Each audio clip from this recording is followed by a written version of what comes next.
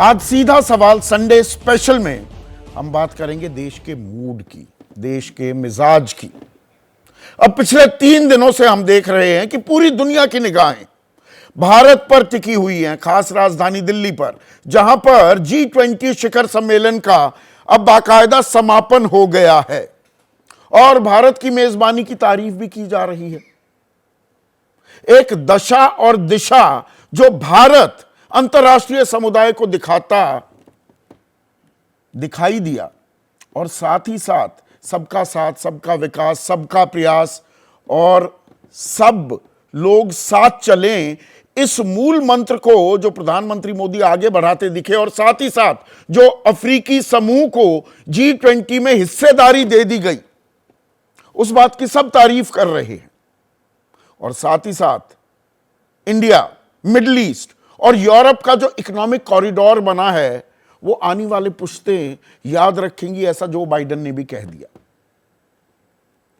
अब सरकार के मंत्री भी हर जगह इस सफल आयोजन को लेकर ताल ठोक रहे हैं कि देखिए, देश का दुनिया में मान सम्मान बढ़ रहा है, रुतबा बढ़ रहा है, इसमें कोई शक नहीं। लेकिन साथ ही साथ निगाहें 2024 के लोकसभा चुनाव पर भी हैं। यह दुनिया को ही नहीं बताया जा रहा, बल्कि भारतीय जो वोटर हैं उनके सामने भी एक पेशबंदी की जा रही है। तो ऐसे में जो कुछ खबर G20 की आपाधापी में कहीं खो गई, आज उन पर भी नजर डालने का वक्त आ गया है। उपचुनाव हुए, 7 जगह अलग अलग राज्य थे, उत्तर प्रदेश, उत्तराखंड, झारखंड, केरल, त्रिपुरा और पश्चिम बंगाल। 7 सीटों पर यहां उपचुनाव हुए और इन उपचुनाव के जो नतीजे थे, पहले 3 सीटें बीजेपी के पास थी, 4 विपक्षी खेमे के पास थी। इस बार भी जो नतीजे आए हैं, 3 बीजेपी के हाथ में रही और 4 विपक्षी खेमे यानी कि इंडिया के हाथ आती दिखी। तो आप कहेंगे अब इसमें चर्चा की गुंजाइश कहां बच जाती है। अब इसमें दरअसल शुरुआत में करता हूं घोसी से। उत्तर प्रदेश के पूर्वांचल क्षेत्र का यह इलाका, यहां पर चुनाव हुए और समाजवादी पार्टी ने जीत की अंतर लगभग 43,000 वोटों का। यह बहुत बड़ा अंतर माना जाता है किसी भी विधानसभा चुनाव के लिए। सीट पहले समाजवादी के पास थी, अब भी समाजवादी के पास है, लेकिन इसमें एक पेंच है। 2022 में, पिछले साल जब विधानसभा चुनाव हुए, तो समाजवादी पार्टी के उम्मीदवार दारा सिंह चौहान थे, जो अब आप बीजेपी के खेमे में देख रहे हैं।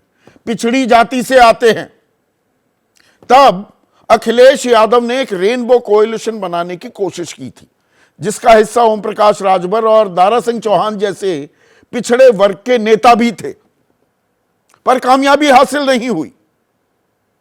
पर 1.5 साल के भीतर भीतर दारा सिंह चौहान का और ओम प्रकाश राजभर का भी मोह समाजवादी पार्टी से, इंडिया गठबंधन से तब तक आया नहीं था, पर वो खत्म हो गया था।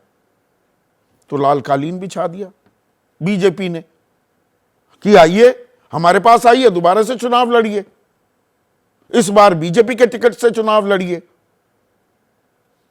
जैसे ही घड़ी का काटा दोपहर 2:30 पे आए, बबीता जी का दिल सास बहू साजिश के लिए मचल जाए। और ये है इनकी बहू, पूरे दिन ऑफिस की टेंशन हो जाए गॉन जब ये करें अपना फेवरेट शो फ्री टाइम पे ऑन।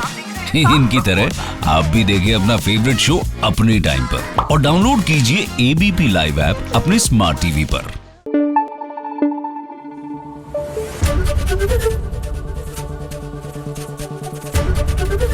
ABP न्यूज आपको रखे आगे।